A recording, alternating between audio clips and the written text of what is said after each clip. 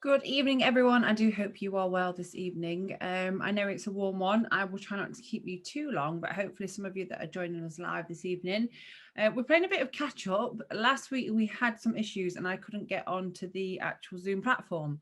So last week we should have done this section of the skin and this week would have been a different one. But we're just a week behind. So I figured that we'll do it this way and then we'll keep the blogs up to date and things like that. So it will help. So firstly, thank you to those of you that are joining me live. Thank you very much, even though it's a sunny evening and we could be out in the garden, but you might still already be out in the garden and obviously watching me on the laptop or the phone or anything like that. So anything goes. But this week we are talking about the basal layer, the stratum basal. So this is where it starts to get a little bit more interesting and a little bit more juicy. So this is where it starts to get exciting. Not that anything else isn't, but I am a proper skin geek, those of you who know me. So here we are. If you are enjoying the Skin Science series and you have any more ideas, then please do get in touch with us. If you would like to share and tag that you are watching this evening as well, that's always good. I like to have a little look who's been nosy and afterwards. A little bit of interaction, but not too much because I know quite a few people are watching this on replay. So I will be talking to myself for some of it, but please do ask any questions that you have in the Q&A section and I will do my best to answer those as best as I can if we get any. Perfect. Right. So what are we covering this evening? Just bear with me. Here we are. Gremlins. So we're talking, I am a self-professed skin geek. I absolutely love everything that there is to do with skin. Again, I'm not here because I know everything. I'm here just to share my experience and obviously what I'm finding it has worked for my clients as well. So I'm honoured and privileged to be here as always. And the very fact that you've joined me this evening probably makes you a bit of a skin geek as well. So welcome and thank you for joining me this evening. So we are covering over, obviously it's now going to extend over to 8 weeks because of that glitch that we had last week, but the Skin Science series is going to comprise of these weeks of anatomy and skin science explained. So we already know this. We've kind of got the foundations hopefully in place from that basic training that we've had and basic, not so basic. And obviously as you've gone on to do other treatments, you will have added things into it as well. But as always, it's good to refresh and revise on the anatomy of the skin. We're going to also understand implications of treatment in each layer. So the more we learn about each layer of the skin, especially when we get to the basal layer and we start to understand pigmentation and melanin and melanocytes and what's going on, then that should give us a bit of a better picture for the treatment choices for certain individuals and different individuals that we may see with certain skin conditions as well. And with that, it's going to hopefully give you confidence in your treatment options and product choices from the Fabulous Shop Beautiful range. So the guys asked me to make recommendations. I tend not to do it in my webinar because it can become across that we're just talking about products and products and products. And I don't like that. I would rather make this educational. Any recommendations that I make usually come via the blog. So we'll talk to you about certain products and things like that I'll maybe recommend for certain conditions and treatments. And that will be in the blog that will follow shortly after this as well. So a little bit about me. My name is Annette Matthews, for those of you that don't know. My background is dentistry. I'm actually a dental therapist, dental hygienist. Straight from university, I quickly found a love for aesthetics and skin. I now have my own aesthetic and skin clinic up here in Derbyshire, the Derbyshire Dales. I say up here, I don't know where you guys are. And yeah, so basically I also have a training academy. So it's kind of all just fallen into place where I am right now, but I'm currently studying a master's in cosmetic medicine and aesthetics. And as I say, every day is a school day. I'm not here because I know everything. I'm here just to help you guys understand and appreciate the benefits of the skin and the skin condition and health that we can help with. And absolutely, we're here to learn from each other as always. So this is what I talked about a few weeks ago, and I always like to start out with this because we're getting this education behind us, we're learning new things, we're kind of rejigging those things that we already know, which is great. But when we're thinking about talking to our clients about it, what is it that we're doing? We want to make sure that we are always off. I'm just going to shut this window because there's a really noisy bird right outside it. We're always going to be offering the solution. That's what it's about. So A client will come to you because they have a certain concern, a certain problem, and we need to provide that solution for it. We can only provide that solution by understanding and acknowledging the skin science and what's going on behind it as well, and that will make a difference. Okay. So as always, just bear with me. I'm going to shut this window. Really noisy bird. I don't want it to distract you guys because it's certainly distracting me. So functions of normal skin, as you can see here, we have it acts as a mechanical barrier, and this is skin that is functioning as it should in its proper manner. So it's a mechanical barrier. It acts as a chemical barrier, and we learned a little bit about this over the last few weeks as well, which you can get on catch up if you feel that you need to. I would always recommend obviously refreshing on them as well, in particular when you get in certain cases through the door.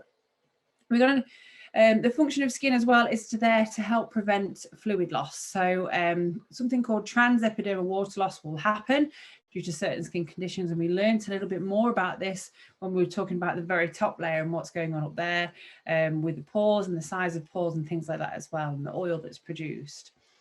It's a defense against microorganisms, and it acts as a immunological barrier as well. So there's quite a lot going on in what some assume is an organ that looks after itself. So this is where we can really help our clients understand that it's so important that we look after this, because look at everything that it does and that what it's doing.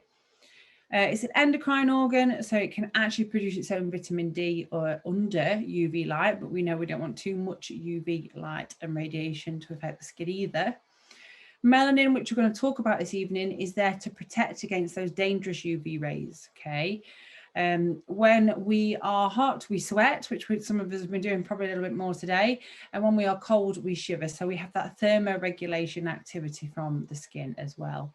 And of course, it acts as a sensory organ, so it helps us touch, feel pressure and pain as well. So this is obviously, you know, there's lots and lots of diagrams when we're looking for and at the skin, and it's always a great place to start. But I actually like to look at 3D things. The best thing I ever got to do was cadaver, which is on, you know, bodies that have been donated to science. And it sounds a bit sick. I did tell you I am a skin geek, but we get to actually layer things up and really have a look at things as well. We've covered over the last few weeks the completely dead skin layer, the stratum corneum, which is hopefully what you've learned from it, that it's not actually completely dead. There's quite a lot going on biologically in that area as well. And then last week, the week before, we touched on the spinosum, the spinosum, the layer. On my words out this evening, the spinosum layer as well, and this week we're going to be talking about basal layer. So we are getting closer to the dermis, where there's a lot more activity going on. If you want to refresh on the spinosum, I would definitely recommend it, because you'll start to kind of understand and recognize that metabolism of the skin and exactly what is going on at the same time. So this basal layer, again, another diagram that we can see. This is a magnified version. It's always good to kind of just keep looking at this while we're talking about it to help get that understanding as well. So also known as the stratum germinativum, it's the deepest layer separated from the dermis by the basement membrane. So if you imagine there's a layer that separates the two, and that's your basal lamina. It's attached to the basement membrane by these hemidasosomes, and we're going to be covering some of this as well as we go through, so please don't worry. So we learned a couple of weeks ago about the desmosomes and the role that they play. Hemidesmosome, which we're going to learn about shortly, is a play on that ultimately as well. The cells found within this layer are cuboidal to columnar, and that's not very well today. And active stem cells that are constantly producing those keratinocytes. So this is where everything's kind of really kick-starting. So we know the live part of the skin, the ultimate, you know, full juicy part is the dermis, and that's where a lot of activity is assumed to go on. But within this basal layer, we are really starting to constantly produce those keratinocytes, which we've learned about over the previous layers that work their way up and off and out and do their job in between. The stratum basal also contains melanocytes, which we're going to cover a little bit more just now. The two primary main functions of the stratum basal are for proliferation, meaning they are going to create these keratinocytes that we've just learned about. They're going to make something. So the stratum basal is there to make and create. And it's also there to attach the epidermis to the dermis, so that dermal to epidermal junction. So you may do treatments, I can think of one off the top of my head, such as microneedling, medical microneedling, where we'll rely on that dermal to epidermal junction to understand that we're in the right layer as well. So cells of the stratum basal essentially represent these germinal cells, so these brick generators. Can you remember the very first webinar that we did, we talked about the bricks and mortar? There we go. So this is where it's all starting to fall into place, hopefully. If not, then refresh yourself on that as well. Responsible for the generation of all cells of the epidermis, and ultimately this is what's going on within that basal layer. So the stratum basal, a single row of columnar or cuboidal cells resting on that basement membrane zone. So if you imagine that base, that lamina that sits there, you've got these cuboidal cells that sit in line in situ there. Most of them are keratinocytes that are constantly reproducing themselves, and they push themselves upward, like we've learned over the last few weeks about the metabolism of the skin and how important that is. We are looking to replenish the epidermal cells above. So what's going on above this as well? So the bulb, also known as the wall region of the hair follicle, at the site of the erector pili muscle, which holds that in place, are the presumed sites of this epidermal hair follicle stem cell within the stratum basal. The hemidesosomes are junctional complexes distributed along this basal keratinocyte. Okay, so we're going to learn a little bit more about hemidesosomes, and I would suggest refreshing on this from the previous weeks as well, to understand, oh, hang on a minute, what's going on, exactly what's going on. Sorry, something just flashed up on the screen and it looked like it was going to shut down, which we do not need right now. So hemidesmosome, so this is half a desosome. So we learned about this a couple of weeks ago when we talked about the stratum spinosum. Pretty sticky business. A primary function of a desosome is to form a stable adhesive junction between the cells. So it holds it all together. As you can see my analogy there, a bit like the one in relationship who makes all the effort. So a hemidesosome is half of that, but it's still holding everything together. So that's the difference in the cells as we move down to that stratum basal layer. Bear with me. Another cell type that we have within the stratum basal is a melanocyte. I can talk about these all day long, and it is so important it's so important to understand what we need to understand about melanocytes and their function.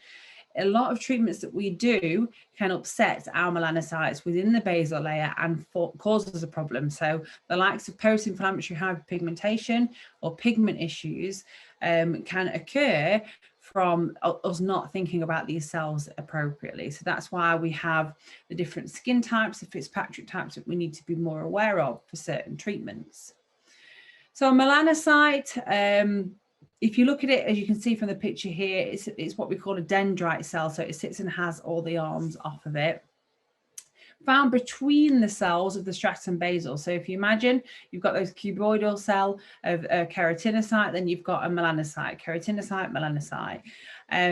People of darker skin, they don't have more melanocytes, they just produce more melanin from the said melanocytes as well. So that's a little bit of a rumor to back out the door there. And that's from my research as well. So melanin is produced during the conversion of tyrosine. So you will find products with tyronase inhibitors in there, and there's a reason for that. So UV light, when it hits the skin, stimulates this melanin from the melanocyte. So it stimulates the melanin to actually protect our DNA and act as a built-in sunscreen, so to speak, okay? Melanin will then travel from cell to cell. So you imagine these kind of fingers that kind of sit off this melanocyte are what are going to be delivering this melanin to where it needs to be. And it relies on these long, I say fingers, processors that come off this dendrite cell to feed this melanin to its neighboring cells. So it kind of pushes it all out and in between. The melanin granules from the melanocytes are transferred via these long fingers, these processors, to what we call the cytoplasm of the basal keratinocyte, so where all the good stuff is going on, the brain of the cell. And the melanin is transferred to a neighboring keratinocytes by what we call pigment donation. So that's where we start to see that melanin that travels up. So we go on holiday, we get a suntan, we go outside, we get some color. That's our skin that has actually kicked into a defense mode because of the UV rays that have been hassling it a little bit, okay? Sorry, not the best picture in terms of detail, but hopefully you can just see a little bit here how I mean this dendrite cell sits. So you've got your cuboidal cells that sit along the basal lamina here. You've got these dendrite cells. You can see the long processes and the fingers coming off them. This part is your dermis here, and this is where your melanin is pushed in between those cells in that next layer up. So when we learned about the spinosum layer, then that's where we know that there are melanin that is in that. Is a better picture. There we go. It kind of explains it a little bit better than that last one. So you've got your melanocyte that's producing the melanin. It's using those long processes, those long arms to kind of push it up, off, up, and towards where it needs to be. Okay. So when we start to get trapped pigmentation and we're doing treatments for that, then you can imagine you've got a cluster of melanin that's been produced in a certain area because of X, Y, and Z. And what we're trying to do is push these cells up and out. So when we do treatments for pigmentation, it is going to get darker because we're bringing that pigment to the surface as well. And that's always a really important one to make sure that we're discussing with our clients, that they understand it is going to get worse before it gets better as well. So you can see here the other skin cells that we've talked about over the last few weeks. Within the stratum corneum, we've got the keratinocyte, the Langerhans cell, which we learned about a couple of weeks ago as well, and obviously our predominant cell type, which is your keratinocyte. The melanin that's produced by the melanocyte, and then we've got the Merkel cell, which we're going to come on to shortly as well. So I'm not sure what's going on with the image quality, whether it's my laptop or what's going on, but I do apologize for that, guys. But when we think about the Fitzpatrick skin type as well, that's really important when we think about melanin production. So when we have someone with a higher Fitzpatrick skin type, like the 6 or the 5 or even the 4, we would need to err on the side of caution. My general rule of thumb is to ensure that everybody has good preventative measures for their home care. So they're wearing an SPF. Anybody that you're offering peels and treatments to should always have some form of SPF on their skin post-procedure and be wearing it generally anyway.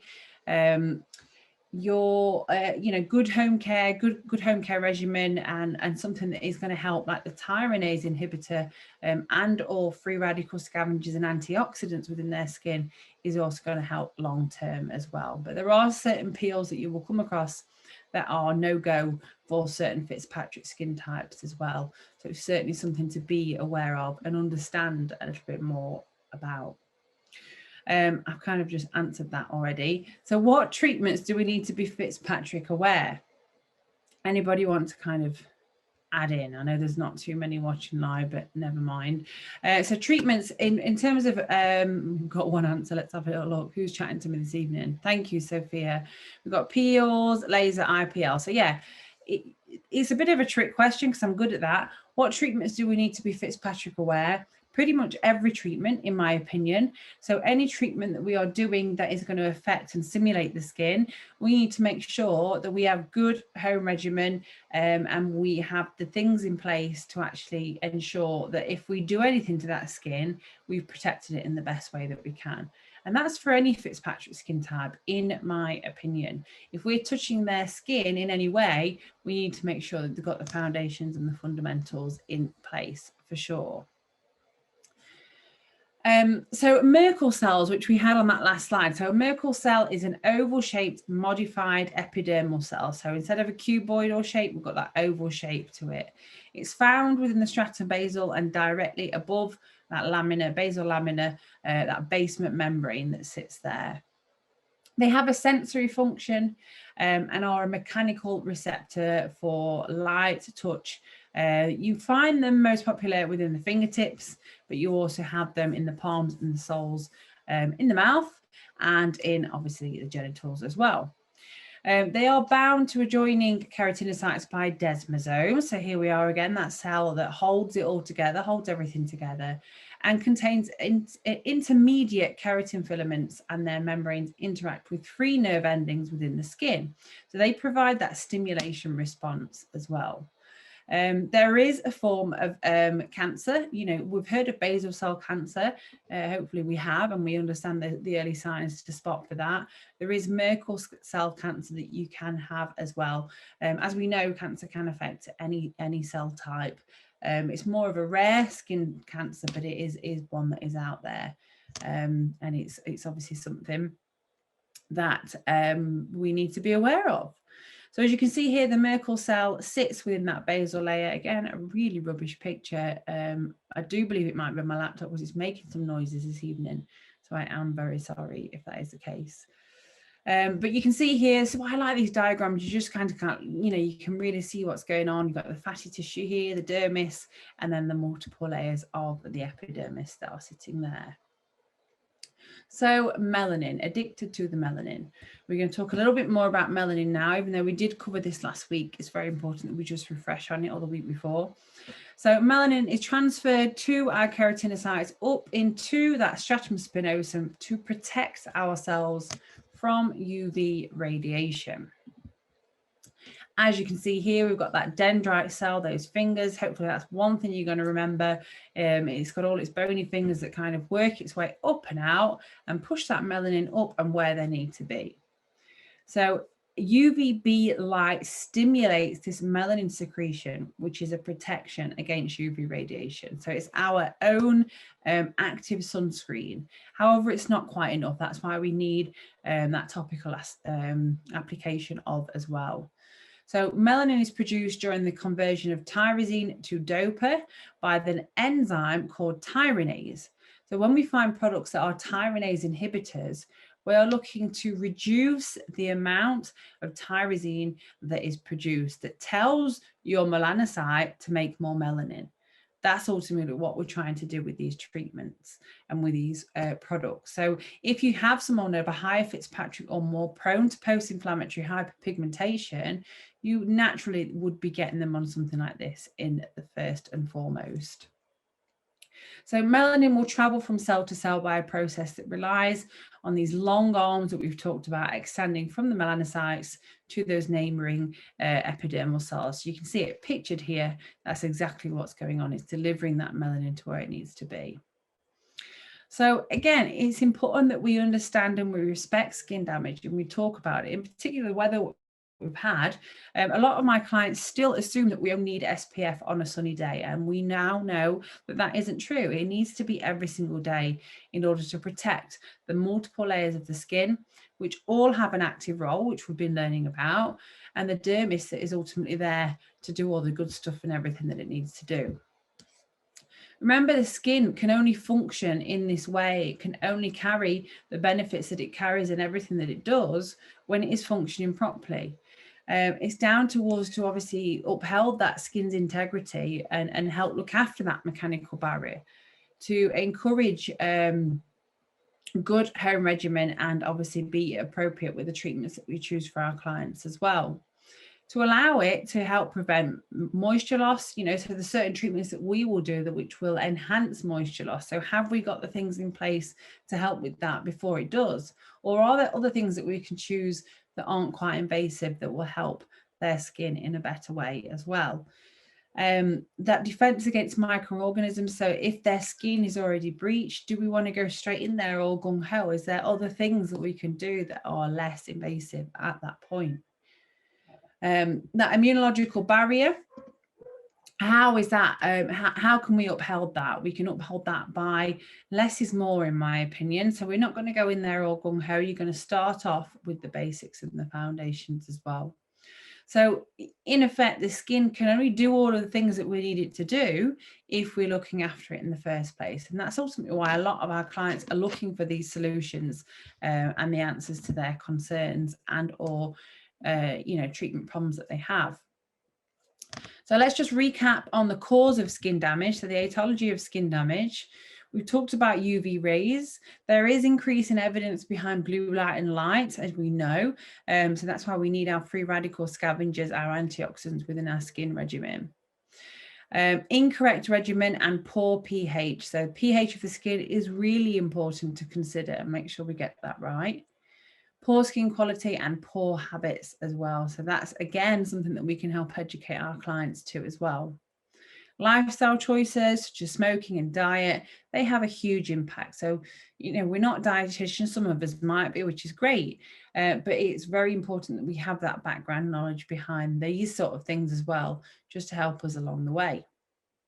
Hormones, we know the effects of hormones on the skin, in particular when it comes to pigmentation and melanin. We have that overproduction of melanin that comes from melasma. So it's definitely something that we need to know more about as well. And then we've got our environmental stresses as well. General aging, as we know, that we can't really do anything about, but we can help prevent it to a certain extent. Chemicals that they are putting on, in and around their skin from their environment that they work in. Obviously the masks, you've got frictional issues that are causing problems now as well. So multiple intrinsic and extrinsic factors. So we've talked quite a lot about melanin and melanoma, about melanin and melanocytes this evening. So it's very, very important that we have and understand and have good grounding behind skin cancer and melanoma detection. Merkel skin cancer as well, which we've covered lots and lots of different skin cells over the last few weeks. We do have a specific skin cancer and melanoma detection webinar coming up, so do take a look at that. But the sort of things that we are looking for, we're in an industry where we are seeing people's faces, arms, legs, bodies, whatever it is that we're seeing. So it's very, very important that we learn to look at these things and or help spot the early signs of. So that's the reason why we have that webinar coming up as well. And those of you who don't know, you can follow a organisation called Skin. This is the Karen Clifford Skin Charity. So do have a little look into them. I am an ambassador for them, and they have an online accreditation that we can do. Again, we'll be covering this more in more detail in another webinar, but so important. Now we know what we know, a little bit more about these multiple layers and what's going on. Again, this is definitely something that we stress to our clients. So going back to the basics and where we started a few weeks ago, it's about upholding our barrier function. So in order for the skin to function like it does and how it should, in that very first slide that I've shown you a couple of times, and I'll show you on each webinar, as soon as we start to interfere or alter with these functional properties of any one of these components, then that barrier will become weaker. We have multiple intrinsic and extrinsic reasons how and why that may happen, and these considerations should always start with home care.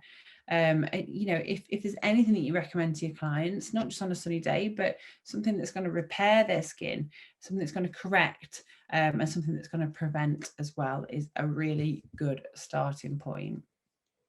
As we know, the skin is constantly exposed to a changing environment, all these different stresses that we've talked about. The best thing, in my opinion, this is my opinion again, I'm not here because I know everything, but we start with home care and prevention. We've got a massive catalogue of products available to you via the Shop Beautiful website. And yes, it can be a little bit overwhelming, but if we start with the fundamentals and the foundations and get these things in place, then any professional treatments that we then choose to do are ultimately going to be even more beneficial. So this is one of my favorite animations. I do like it because it just kind of sums things up for us. So you can see all the different layers of the skin and how and what and where things go on. What we know of the skin, it has many barrier properties. So, starting from the top down like we have over the last few weeks. The most important is that barrier protection. That's your first line of defense. Where we're at now on the Stratum Basale, we're talking about, melanocyte defense, so that production of melanin, because we're that much deeper down now, just before the dermis or all the DNA and all the juicy cells are doing what they need to do, that we're at that protective form. But if we start here and keep the skin's integrity in the best way possible, then that goes a long way. So as always, we start with prevention. So what sort of factors can we control when it comes to skin damage and upholding the integrity of the skin? We can obviously consider the sort of the treatments that we're going to look to do. So obviously, if you've got somebody that is coming with pigmentation, I know I keep bringing this one up, so pigmentation or post-inflammatory hyperpigmentation or scarring, anything like that, look at how, what and why is there. How have we got on top of the basics first and foremost before we go in all gung-ho to help fix that, which is something that we can do and should do and want to do, but what do we need to get in place first? We'll start at the top down. That's the reason why we've done this skin science series. So you're always thinking about that very top layer and working your way down to where the problem might lie. And I get that obviously we have solutions. We've talked about this. We have solutions with certain treatments and options that we can do, but we should always start with the basics, in my opinion. So prevention is exactly that. Very right with the weather that we've had recently, but prevention isn't just about SPF, in my opinion. SPF is super important, but antioxidants carry a lot of punch as well. There was a blog on the Shop Beautiful website, I saw it was shared just the other day about vitamin C and the power of vitamin C. So important to have it in our diet intrinsically, so we're taking it on board, but also within our skin regimen as well. It's quite a high percentage, 90% of skin aging is preventable. So imagine if we get all this in place now, that damage to the multiple layers of the skin and the DNA damage deep down, 90% of that is preventable. So that is a big eye opener for your clients. Those solutions that you can provide them before they even think that they need them, that's where prevention comes in. As always, we prevent to protect the skin, and we help educate them to eliminate this damage that's constantly being done to the skin and the multiple layers of the skin in various ways. So what can you help to do now? What can you do to correct? In my opinion, there's a reason you're on here tonight, and it's just to kind of pick up snippets and little nuggets you can potentially use to help educate your clients. And that's enough for me. You may have made some notes, you may have kind of took some screenshots of the slides, you may have it all up here, and that's great. So what I would like you to do is share and engage that with your clients and really help educate them to the power of skincare, skin health, and the difference that will have on their day-to-day life. I've seen some amazing results in the last few weeks at my clinic with certain skin conditions and types from home care alone, and that's what I stress quite a lot. Once we start then implementing professional treatments, even better results. So please do use your time on social media to really get posts out there and get people thinking outside the box when it comes to treatment. So there will be a blog to follow in relation to the stratum basal, the basal layer, talking about all the juicy cells, the melanocytes, the melanin. I will cover some tyrosine inhibitors that I use in my clinic and that are available on Shop Beautiful as well. So the sort of home care recommendations and professional treatment considerations as well. And yeah, let's get things right. Let's get things moving, get our clients with that preventative mindset. And that is always a great place to be. So next week, even more exciting, we're moving on to the dermis. Hopefully next week, if I can get on and do it. It's thrown me all 10s and 6s this week, because this is what I should have been doing. This is what I should have been doing this week, and I'm all a fluster. But hey, next week we're going to be covering the dermis in more detail and probably recapping on those other layers as well. But do check out the Shop Beautiful YouTube, because the other ones are on there as well for you to watch. So thank you to those of you that joined me live. Hello to those of you that are rewatching this at another time. Please do continue to tag us in when you are watching this at any time in the evening, day, morning or night. Always interested to see how it's helping individuals with their daily do. So I'll just move over to see if we have any questions in the chat. Thank you so much. This is great. You always motivate me. That's lovely. And thank you very much. That's very kind of you this evening. I'm feeling very hot and sweaty this evening. So I'm glad that it's motivated you anyway, regardless of that. But yes, have an amazing evening, what is left of it. I'll let you enjoy the rest of the evening. And if you do have any questions or concerns, you've got my details on there. I look forward to seeing all of you and more of you next week as well to cover the dermis. And we will obviously recap on those other areas as well. So have an amazing evening. Take care, guys, and I will see you all very soon. Take care. All the best. Bye-bye.